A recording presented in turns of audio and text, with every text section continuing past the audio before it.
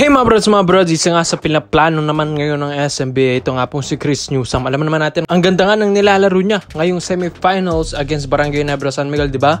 Napanalo nila ang game 2 at siya nga ang best player nila. So, plano ng SMB na kunin ito pong si Newsome. Hindi nga lang matuloy ng maayos dahil yun nga, ito pong Barangay Nebra San Miguel at si Coach Tim Cone ay gustong-gusto nga ito pong si Chris Newsome. Diba nga, nung Asian Games at mga FIBA World Cup na hawakan ni Coach Tim yan at paborito rin niya ito pong si Newsome. Kaya ang kalaban dito ng SMB sa offer mga kabrods ay syempre ang Barangay Nebra at si Coach Tim Cone. Medyo mahirap-hirap din itong kalaban ha.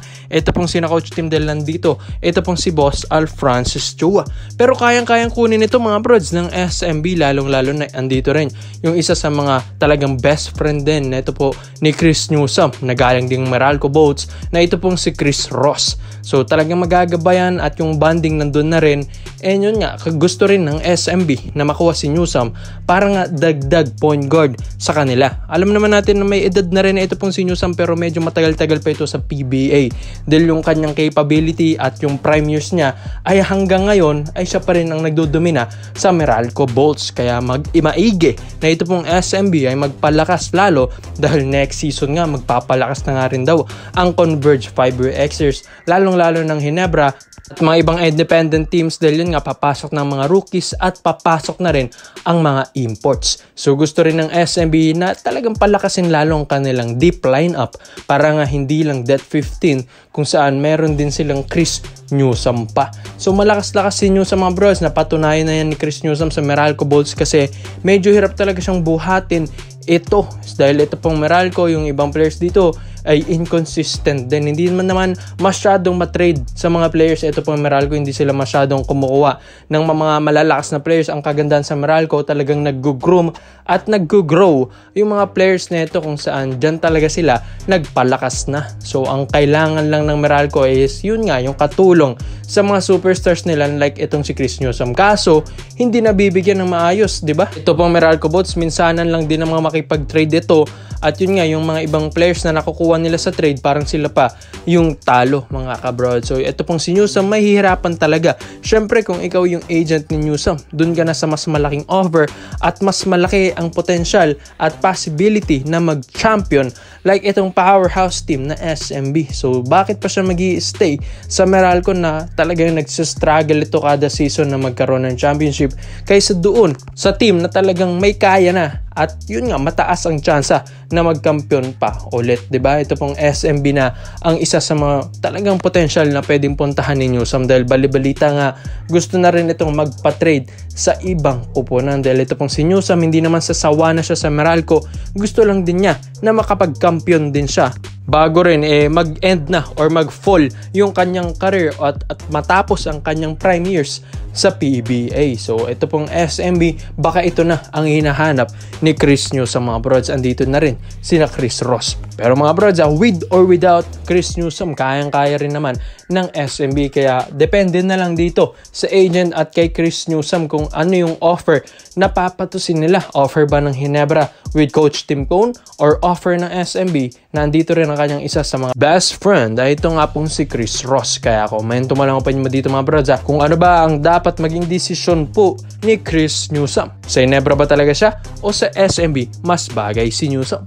So dito naman po tayo noon sa kabanabalita naman natin mga kabrods. Speaking of trades, ay ito nga pong si Mikey Williams ay gusto na nga rin talagang bumalik sa PBA. Ang tagal na rin natin itong binabalita mga brods. Maski ako ay inaabangan ko na lang din yung pagbalik ni Mikey Williams sa PBA dahil apakadami talagang teams na nakaabang din sa kanya. Alam naman natin na may attitude si Williams, pero yung binibigay niya sa team ay ibang klase rin kasi mga kabrods.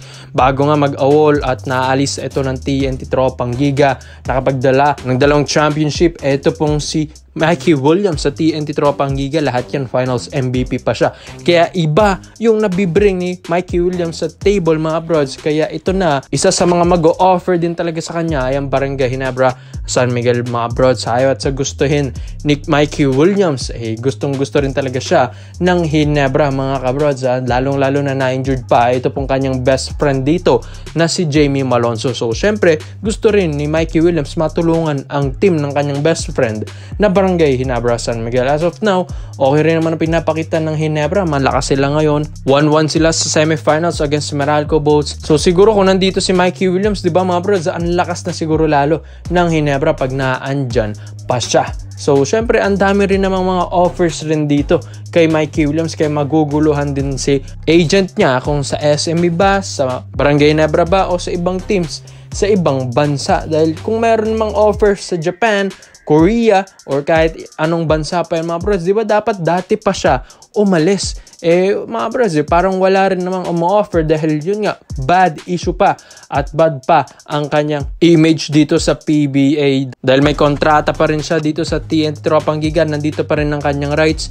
It's either bumalik siya dito at i-trade siya ng TNT or hintayin niyang matapos ang kanyang kontrata tapos doon na siya ipa-part ways ng TNT Tropang Giga mga kabrods. So dito na nga sa Ginebra, alam naman natin si Coach Tim Cone ayaw rin ito yung mga bad attitude na players like itong Mikey Williams. Pero mga brods, kayang-kaya nilang baguhin ang ugali nito. Tapos nandito pa yung kanyang best friend na si Jamie Malonzo, kayang-kaya nilang baguhin yan mga kabrods. Ang lakas na siguro lalo ng Barangay Ginebra San Miguel kung tutuusin.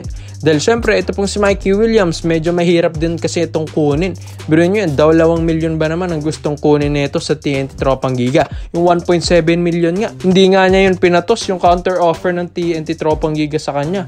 2 million pa kaya mga bro. So syempre mahihirapan ng Ginebra na mag-offer dito, lalong-lalo na ito pong si Boss Al na alam naman niya na kapag ang isang player ay talagang magaling at na-prove niya dito sa isang kupunan na pwede niyang mapakampiyon, ay dito niya ito bibigyan ng magandang offer talaga mga bro. Siguro 1 million pataas muna ang i-offer dito, or 1.3, 1.4 or 1.6 something mga brods ang i-offer dito ng Ginebra kay Williams. Pero pag ito ay natulungan niyang mapakampiyon ang Ginebra next season, baka dito na nga gagawing 2 milyon ni na Boss Al Francis Chua mga brods. So ganyan lang, di ba? Business is business.